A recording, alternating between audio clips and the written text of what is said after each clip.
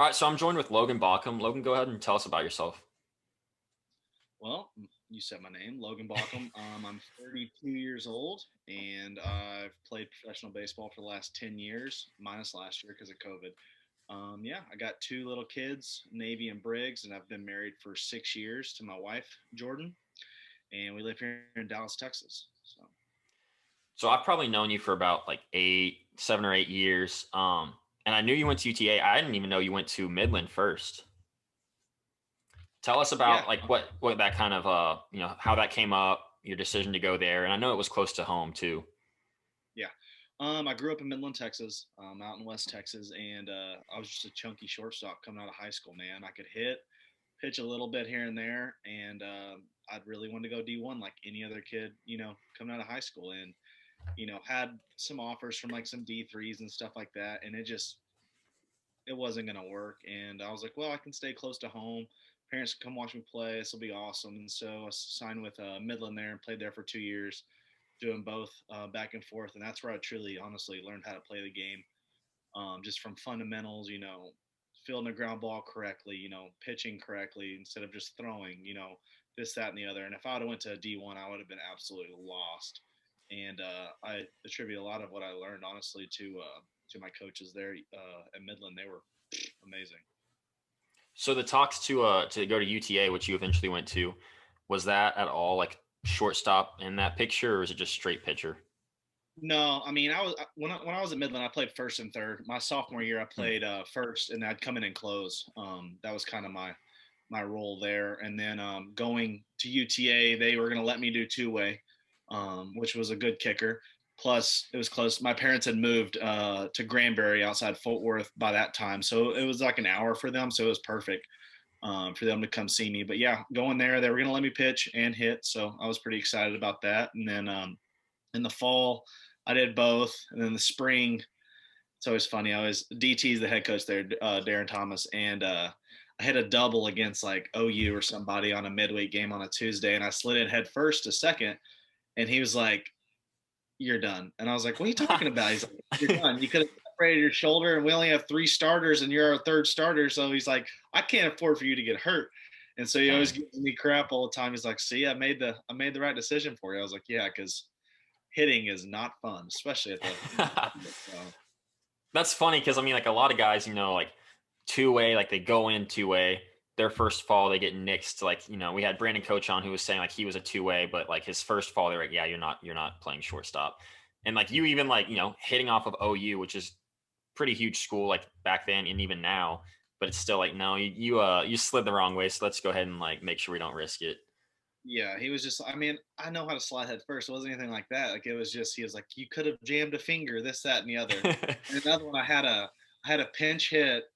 Our first conference weekend, I had a pinch hit on a Saturday afternoon, and I had a pinch hit homer, and I think to tie us or something like that. And then I didn't even start the next day. And he's like, "I'm probably the only coach in the country who wouldn't start you the next day after you had a pinch hit homer." And I was like, "Well, it is what it is." And I think that was one of my last probably five at bats there. So Wow. Was that yeah. like a tough thing for you to swallow, or was it pretty much like okay, like I know I'm a better pitcher? No, I mean honestly, the best part was just seeing an uptick in my velocity. Throwing across the diamond from third, or taking ground balls every day. That's a lot of throws on your arm every Mm-hmm. single day. And so once I transitioned to pretty much pitcher only, being a PO, it was my velocity jumped like 4 or 5 miles an hour. Honestly, um, that and doing a lot more arm care and just finally getting into a role which I hadn't really had. I was like, bouncing back and forth. It'd be like, Yeah. hey, I'm gonna hit now, and y'all are taking PFPs. I'm gonna go hit in the cage, and then he'd kind of let me go back and forth. But once I kind of in the spring settled in, I was a Sunday guy, so I just kind of knew my role. I'd come in and close on Friday sometimes, and then start on Sundays. So, So what was the big differences for you going from JUCO to now a D1? oh man, just like pitching wise, just I mean, in JUCO you have like maybe two to three guys that are pretty good or good, and then you got like four or five, and you're just like, just don't let them beat you. Just make a pitch, and you're Mm-hmm. gonna come out. And then you move to that to a pretty good D1. Like we're in the Southland Conference, so we had like Texas State and some other really good schools.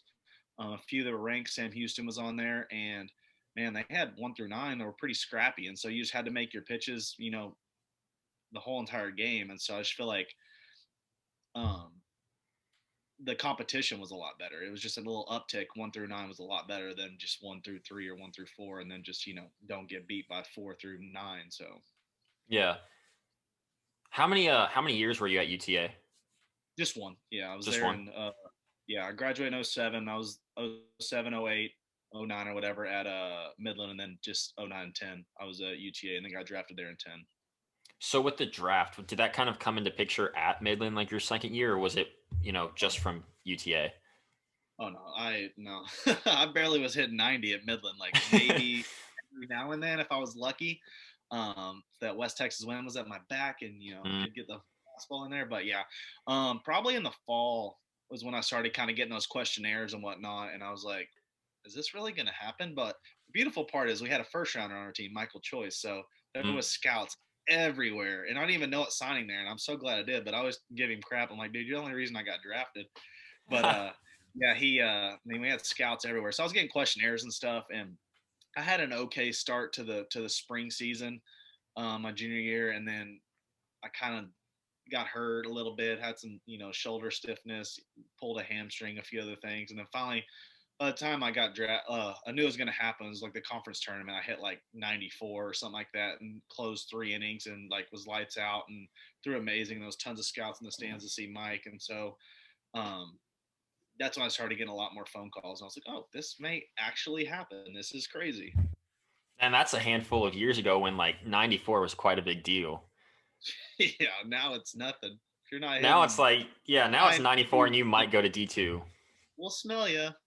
Yeah. um, so with the draft, did you pretty much know it was going to be the Dodgers? Were they like the lead team talking? Not really. I mean, we had a few conversations. They had called the day before during the first round. They're like, "Hey, we're looking to take you tomorrow, like round 2 through 5." And they called me early in the morning before it started. And they're like, "What's your number?" And I gave them my number. Um, I didn't have an agent or an advisor at that time, and I was just doing it all myself. And I gave them the number, and then I didn't hear anything for like 6, 8 rounds or so. And I was like, "Crap!" I told them way too much money. I was like, should have told them a lot less and then negotiated after the fact. But I talked to them, and then the 16th round, the Padres called me like, "Hey, we're taking you in the 17th, no matter what, if you're on the table." And then 2 picks before that, the Dodgers took me in the Wow. 17th. So do you remember back then, like, do you remember why you didn't have an agent, or was it just like, I don't think I need this? I didn't. I knew I wasn't going to sign for much, and I didn't really want to split it with somebody, honestly. And Yeah, I was literally taking all the advice from Mike, who had an advisor. He was a first rounder. that's true. I was taking, and my dad's a salesman, so I was like, I can talk to these scouts, guy, I'm good. And so it ended up working out. And plus, my hitting coach, he had been drafted, and KJ, and he is one of my mentors and stuff. And so he kind of walked me through the process too. And he's like, "Hey, if they get to this number, just sign. You're gonna Mhm. haggle over all this. You're not gonna take all your money right now." So And that's a it fair worked out. point. I think a lot of people don't realize that, like, yeah, an agent can do a lot for you too at times, but it's like you do have to split part of your signing bonus with them. And it's like, so for you, like if you got maybe like an extra 25,000 with an agent, like he's just gonna pocket that 25,000. You're gonna get what you got anyways. Yeah, and go ahead and cut it in half for taxes. So Yeah. yeah, So by then you're not making much. So yeah, you got drafted by the Dodgers, and I'm guessing you went to Arizona League first. no, I signed late. I probably signed because as soon as the draft happens, then they have short season. And so you have like your Arizona Rookie League, and then you have your short season, which is typically where they send college guys. And so a bunch of the guys who signed early, they went to Arizona and did physicals and whatnot. And I signed probably like a week, 5 to 7 days into the short season. And so I went straight to Ogden, outside Salt Lake City, their short season. So So that seems like a little bit like a. How late did you sign? That seems a little later, signing like already into the season. yeah, I mean, back then, excuse me, back then, like some of those first rounders would wait till almost the very last signing day, which was Jeez. almost like I want to say like 2 to 3 months after the draft or something like that. So pretty much like right at the end of the season, like your short season. So like August. And so they would Dang. wait till last, just because they could negotiate and be like, "Hey, no, I'm going back to school, this, that, and the other." And mom was just like, we weren't at a right number, and I was like, I can hold off. I'll just say I'm going back to school, and I have a good year next year, cool. If not, I'll have an engineering degree. So either way. And so I was like, I'll do that. So I held off, and yeah, I think I pitched like that was like a collegiate Texas league, and I threw like a couple games there. I think before I actually signed. So just to stay sharp, in Dang. case I did. So you spent, your first 2 seasons with the Dodgers in the minors. So how was that kind of like transition to like you were saying, like JUCO to college or JUCO to D1, where it was like, now 1 through 9 are all, at least what 1 through 4 at JUCO were. What was it like, not only the play, but also just kind of like living, everyday games, out late, buses, all that. Yeah, I mean it's a transition, man. It's you're going from pitching once a week, which I was starting to. They asked if I want to starter in the bullpen, and I wanted to be in the bullpen because that's just kind of my mentality more so. And so I went from which they have it where like you throw once and then you have 2 days off, so like it isn't anything crazy, but you're starting to get into that rhythm of like, hey, I'm working out every single morning or before the games, doing different things, and you start to kind of learn how to be a professional.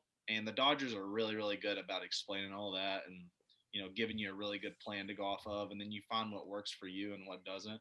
And then the older you get, the more you find all that out too. But Mhm. it was a big transition going from, you're going facing guys that went to LSU and South Carolina and all these big name schools you see like in the World Series, and you're like, dude, that dude was a World Series MVP, and then you like go up there and face him and you strike him out, and you're like, I'm just as good as he is. Like you almost psych yourself out because you're like, this dude is, crazy big name guy, and then you go out there and it's like, no, he's just a guy. So you Mhm. have to. That was a big transition, seeing a bunch of big name school guys and like high school kids that sign for tons of money, and you're like, you psych yourself out sometimes where it's just like, no, dude, they're gonna fail a lot of the times. Just be in that 7 of 10 that they fail at. So And this dude's eating the same peanut butter jellies before the game like I am. yeah, maybe a little fruit if we get lucky. So what's something, like you mentioned, now you're pitching and not even like pitching, but playing every day, throwing every day. What's something that kind of helped you, physically adjust to the like demand of every day? Just staying on top of arm care.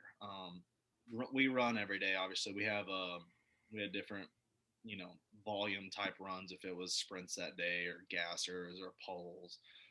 They have everything written out for you the day. But, they do a bunch of that leg work, and so you just follow the plan, and then get your arm work in and just take care of your body. I mean, when I was first starting out, I may not, do this, that, and the other after I pitched, and you would find out and be like, oh crap, I probably should have done that. So you kind of learn, and the more you actually do all the work, which I've told you before when I worked with you, you do the work that's not sexy. Like it's not sexy to Hmm. do armband or go for a run or this, that, and the other, but that's what's going to keep you on the mound. And so the more you do the not so sexy stuff, the more you're going to be ready to roll every single night. So So 2012, I can't remember if it was like the deadline or whatever. You got traded to the Mariners. What was that kind of like experience like? Did you have a feeling like, okay, like I could get traded this week, or was it just boom? man, we had tons of prospects on our team, and like I was on Twitter, and you'd follow all the trade rumors. It was just fun to talk about in the locker room, and I never once saw my name pop up, not once. And I was our closer there in Double A, and we had a few other guys get traded that week leading up to it, and it was the deadline night, and we were in I think it was Huntsville, Alabama, and my girlfriend at the time, she was in town, and then we all had a hotel room with my one of our other guys, my roommate back in Chattanooga, and his wife was there, and so we were all there together hanging out, and it was after a game, and it was like probably 11:30, 12 o'clock at night, and I get a call, and it was our assistant or our farm director, and hey, you got traded, and I'm like, what? Like ran out to the hallway, and I was like, huh? And so, sure enough, man, that next day I was in a car driving to back to Chattanooga, grabbing a few things that I needed from the locker room, shipped on over to Jackson, Tennessee, and then flew. Or no, I flew out of Chattanooga that day and sent everything with my girlfriend at the time. She drove my car and packed my entire Wow. two-door car with everything and just drove straight to Jackson, Tennessee. And I was like, thank the Lord she was there at the time. Otherwise, I don't know if I'd have gotten everything. But it was it was a crazy like 48 hours. But That is crazy. And once you get traded, is it pretty much like that first day is like, all right, like this is like your, same old thing. Like you just show up. It's not like, hey, welcome. Like this is what our process is. It's just like, all right, you're back in. no, I mean, I got there I think, I'm trying to remember, we were I had to fly to Mobile, Alabama. And then like next day got on a bus, I think, or 2 days later, I got on a bus and drove all the way back. This was like 8 hours back to home in Jackson. And so got there and literally, I think I had a day to meet everybody. I got there about game time. Everyone was running out to the field. Talked to some of the starting pitchers who ended up being some of my, best buddies after that. And yeah, man, just walked out to the bullpen in blue shoes and everyone's in black cleats. And I only have blue. I was like, well, blue spikes with black, everything else, cool. And so, I rocked some blue spikes for a little bit. And dude, my first outing was brutal. I was like, I'm gonna show them why they traded for me, this, that, and the other. I walked the bases loaded. Oh Somehow gosh. got out of it. I think I had it was like extra innings and they weren't going to use me, but they had to. It was like one of the last guys down there. And so walked the bases loaded, wiggled out of it somehow, started the next inning, walked the first guy, somehow so I threw 2 innings with like 4 or 5 walks and had no Jeez. runs. Like, it took me like 2 or 3 outings to realize, hey, just keep doing what you were doing. You're fine. So it sounds like you kind of like mentally were kind of like, I guess not necessarily excited, but like embracing the trade. You weren't like down on yourself. Cause I hear some stories where guys are like, why would this team trade me? Like almost feel betrayed. No, I mean, it was a good thing. I knew I was close to having a chance to get called to the Dodgers because we called guys up from Double A back then all the time. That was kind of our pipeline, rather than going to Albuquerque and having to pitch up there because that's terrible. Mm-hmm. But I thought I had a pretty good chance, and then got traded there, and I was kind of sad at first, and I was like, wait, this team really wants me. That's why they traded for me, And the fact that I got traded for like a big league closer was really cool too. Especially when I didn't think I wasn't like really a prospect, maybe like top 30 or something. I don't know. I was a reliever. So you're not really a prospect if you're a reliever because there's millions of relievers. So I was like, hey, man, there's a good chance, maybe if I keep pitching well, there's a chance I could get called up with the Mariners. I don't know. So they weren't very good at the time. So. And you didn't spend too long in Jackson, did you? I stayed there the rest of the year because we had made the playoffs. We ended up losing the championship, so I stayed there and then went to the fall league that year, in 2012. Okay. And then 13 through, I guess most of 15 was Tacoma, right? Yeah, they're all 13, all 14, all 15. 3 full seasons I was in Tacoma. And then at the end of 15, go back to the Dodgers. Yeah, just same thing. I was just chilling. It was a Rule 5. It was a minor league version of the Rule 5, so not the big league version. And I got traded essentially back over there.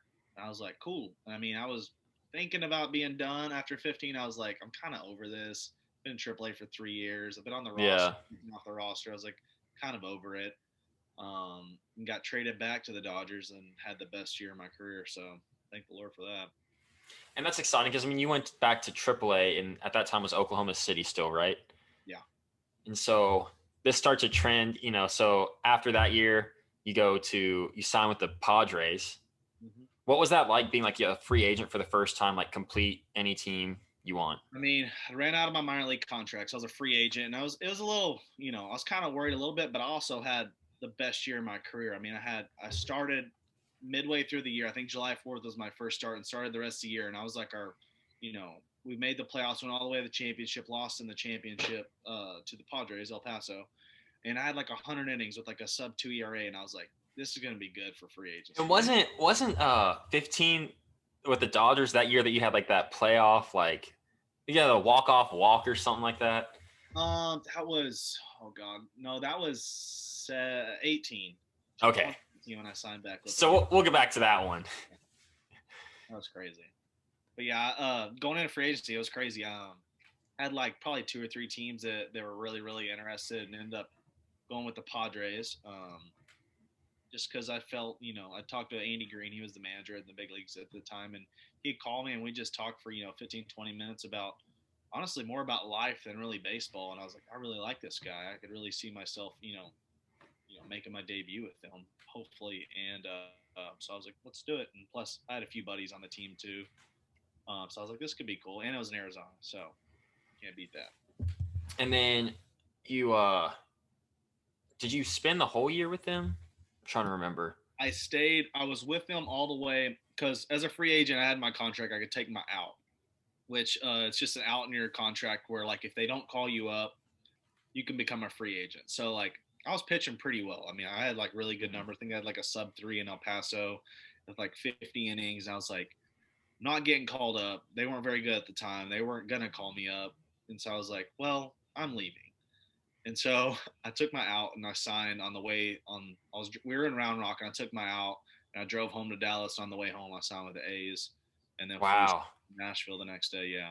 So And I want to say you like a few games after Nashville, the next series was in Tacoma because I remember seeing you like right after you got traded or signed with them. yeah, it was like I got to Nashville, packed my locker, put everything out in my locker, and then I think the next morning we flew out to Nashville or to Tacoma or something like that. It was like, but once you've been in the Pacific Coast League, the AAA league, you're flying every morning at 6 Yeah. a.m. up at 3. So like sleep is whatever. You kind of find places to sleep. I sleep on the plane, and so you know travel was whatever to me. I could find my rest whenever I could, and I was used to it. So It's funny because I was out there for Driveline and like, I had texted my parents like 2 days before, like, hey, like, Bawcom opted out of being with the Padres. And we're like, oh, that's weird, whatever. And like a few days later, like I text him, hey, he signed with Oakland. And then next thing you know, it's like, oh, like Oakland's in like, or I guess Nashville's in town tomorrow in Tacoma. So that was pretty cool. What was it? I mean, you said you signed with Oakland on your way home from leaving El Paso. What was that? I mean, that was pretty quick. yeah, I mean they had shown interest before. I mean they can't technically, I guess, like tampering, I guess, if you were signed with them already, but your agent does all that work. So like I wouldn't have taken my out unless I knew like somebody else was interested. Okay. And, like I had good enough numbers where I could, if you're pitching bad, you're not going to take your out. You're just going to ride Mhm. it out and hope they call you up, or shoot again next year. But I was pitching really well, so I was like, you know what? There's one or two teams out there that may want me and give me a chance. If I have a good August, so I think I took it on the July 31st. So if I have a good August, I'll have a chance of getting called up. And so that was my mentality. And I went there and I threw okay. I had like 10 innings with I had like one or two bad games that kind of just gypped me and just didn't work out there. So And then, that season finishes, you're a free agent again. Do you remember that next off season? Anything yeah, specific? nobody called. Really? Nobody called. I mean, you had people like, hey, we're interested. And that was kind of starting to be like the transition of like, I felt like I was getting older Mm-hmm. and, I've always been like 90, 94. Like that's always been my velocity. It's, I've thrown 96 before here and there when I was like out of the bullpen younger, but like, for the last handful of years, I've been 90, 94 and put up really good numbers. And so I wasn't a flamethrower or anything like that. And I had I had a good year, but my last month was okay. And so just didn't get any calls. And that was kind of when the off seasons were like, ugh, because I went off the off season before and everyone was calling. And then now it was like crickets. And so I had to go play indie ball for I didn't have spring training, which was nice. I got to stay home all throughout spring training. So that was huge because spring training is way too long always. It should be like 2 to 3 weeks. But anyways, that's another story. And so yeah, I went to Sugarland down the road in Houston and pitched for like I think it was like a week and a half. Wow. I had like 2 or 3 starts and then signed with the Dodgers. So Back with the Dodgers. That's your third stint with them. back with them, dude. Was it okay? So the person, whoever reaches out and says, "Hey, like we're interested," was that the same person each time, maybe, or? Yeah, yeah. It was always assistant to the GM. He always called me. And I had a good relationship with him. So yeah, I was. It just kind of goes to show, just I mean, treat people right, and each be a good person, be a good teammate, and everything like that, and it may come back and help you. And that's what happened with this. I've always loved being with the Dodgers. They know who I am. They know what I bring to the table. So it was always just a familiar fit for them if they needed some help. So And so, it seems like every year, a lot of your games or majority of them are out in the South, closer to home, for being AAA, you can't get too close to Dallas. But, El Paso, Tulsa, Oklahoma City. I'm trying to think where else, just a bunch of teams in the South. Was that ever like kind of something that like you hoped for when you were talking to a few teams, or just happened that Um, way?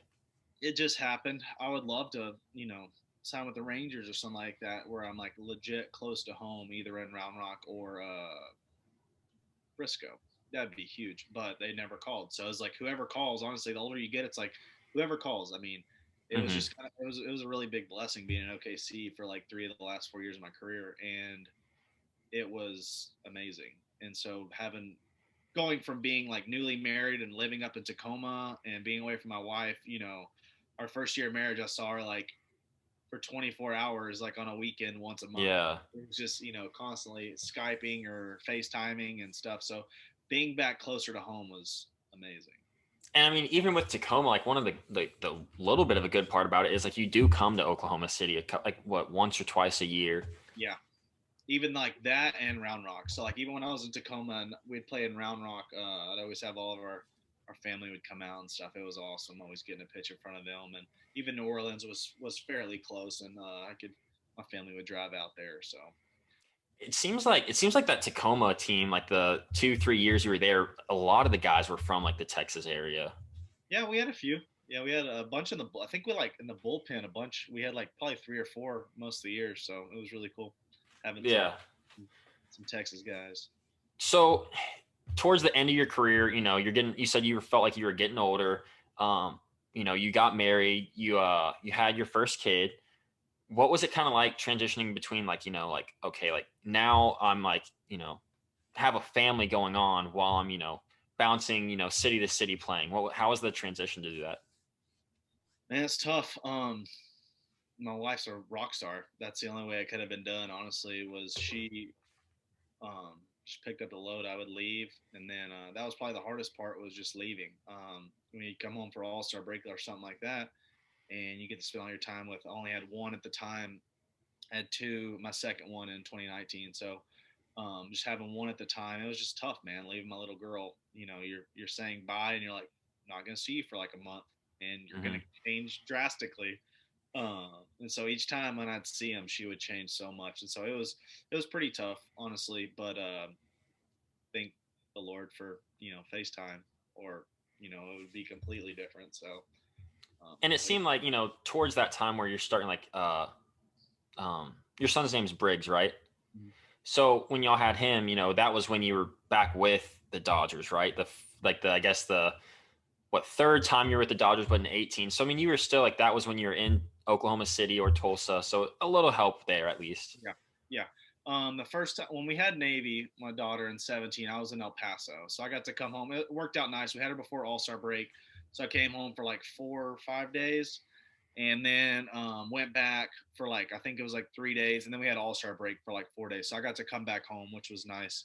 So I got to be here quite a bit, and then Briggs was after the All Star break in 19, and so I was in OKC, I believe.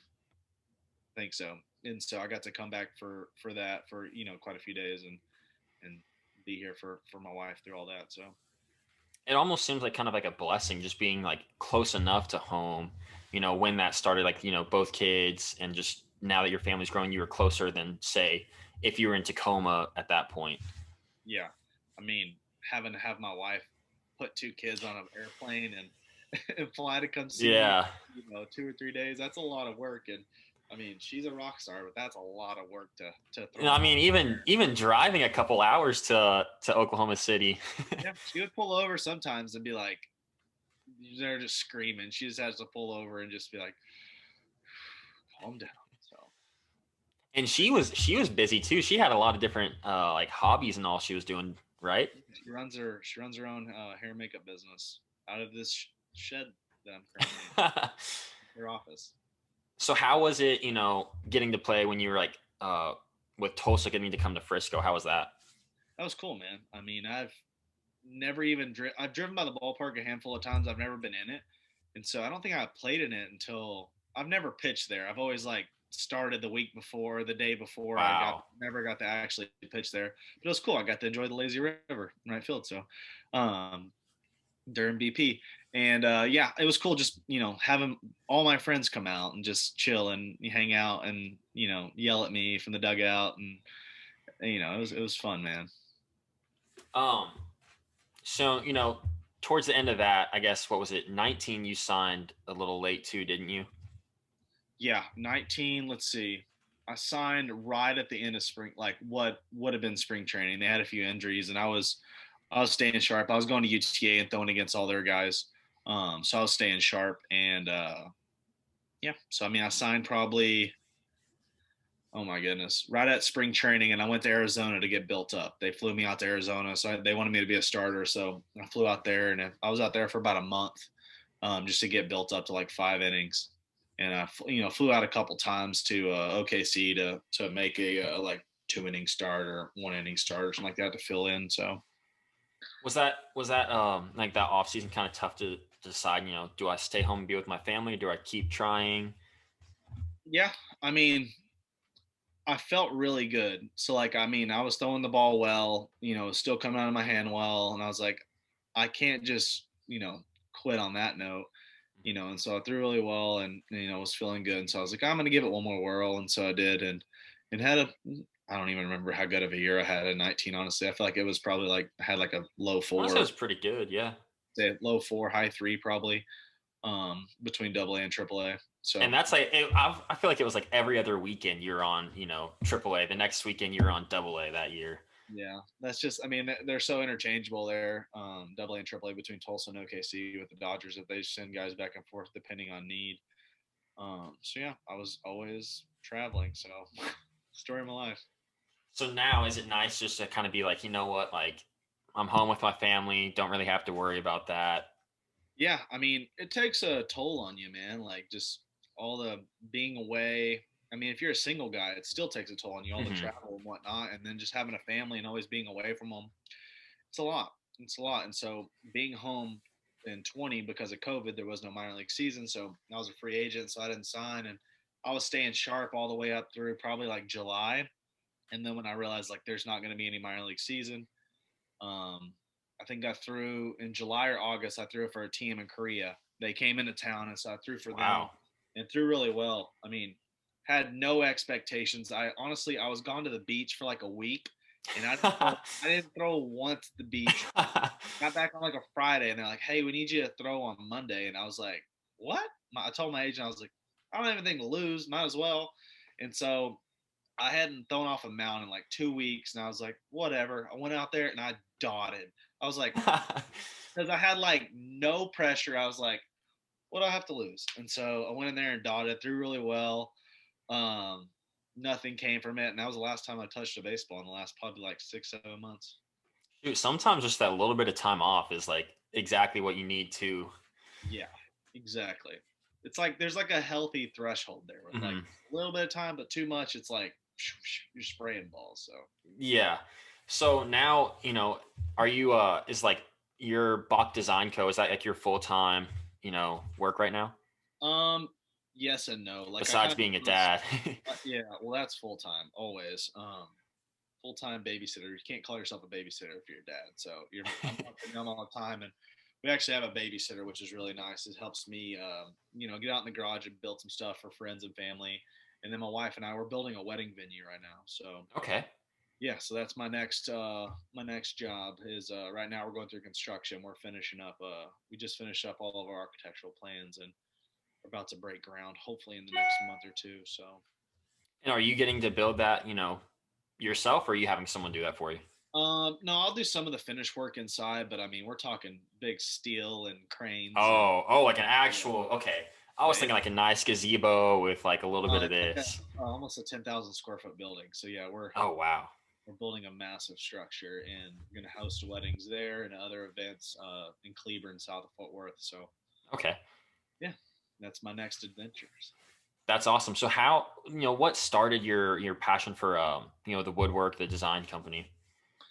Oh man, probably just growing up. I took wood shop at high school. My grandpa always built in his he had a little shed, at his house, and he always built birdhouses and whatnot. So I'd go out there and just sit under him and just watch him do his thing, And Dad always had tools around the house, and he always taught me how to be handy. And so once we got a house, started buying some tools and we needed to furnish the house. And so you'd go in like Restoration Hardware and see a table, and it was like $3,500 for a dining room table. And I'm like, I can build that.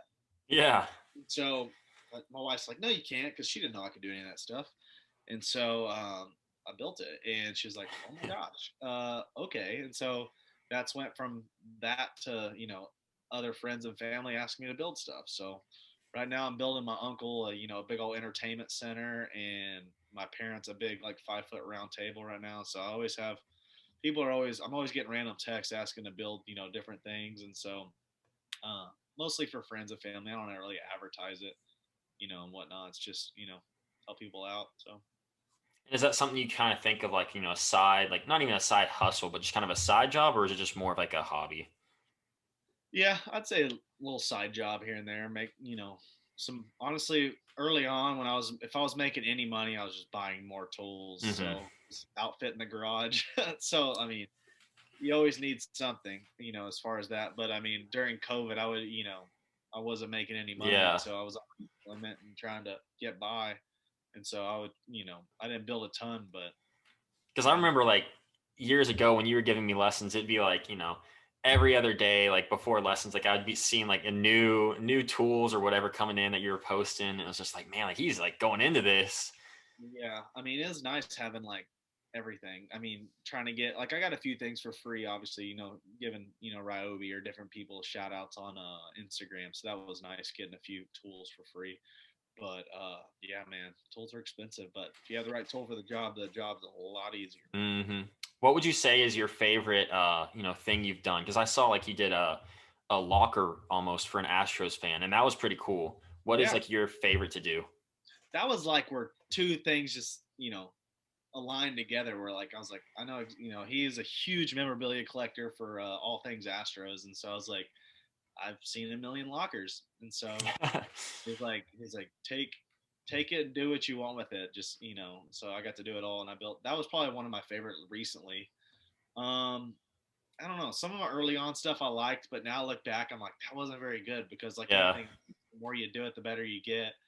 And so I don't know. I've done a bunch of accent walls lately for people, and that's been kind of fun. Good little quick day work. And I don't know, man. What is my favorite?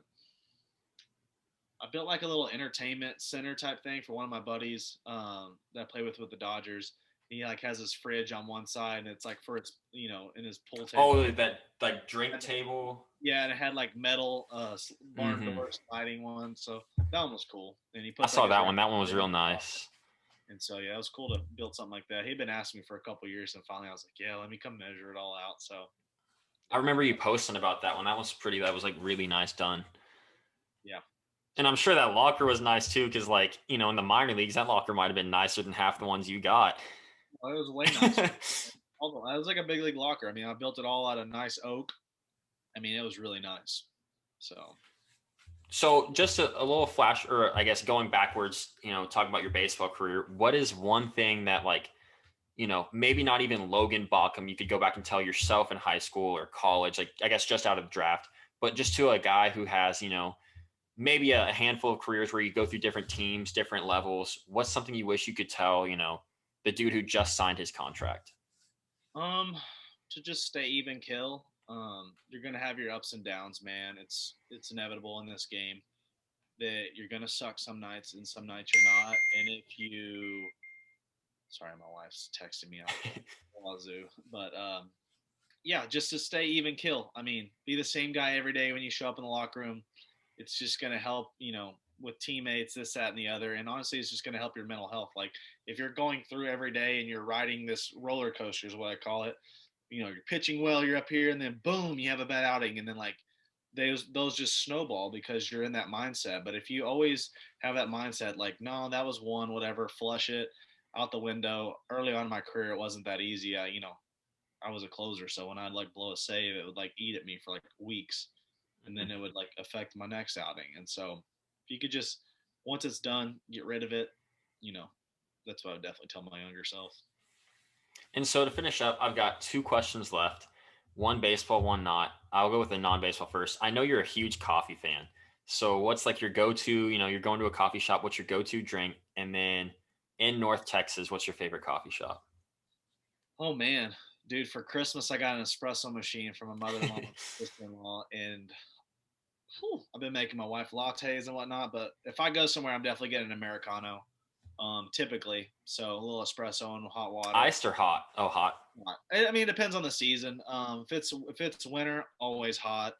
Fall, hot. But like once summer starts to come, it's like I need some iced coffee. So I usually go with cold brew, and I make a lot of stuff at the house here. But best local place is White Rock Coffee right down the road. That's my Okay. favorite. So And they're expanding a little bit too, right? There's a couple shops. yeah. I think there's like maybe four now, but we have one right down the road. We have one south and one like northeast of us. So Hmm. it's there's two you can go to. So when you're out and about, there's always you can swing in. So And for the baseball question, what's your, kind of looking back, what was your favorite off day on the road and where was that and what like about it was your favorite?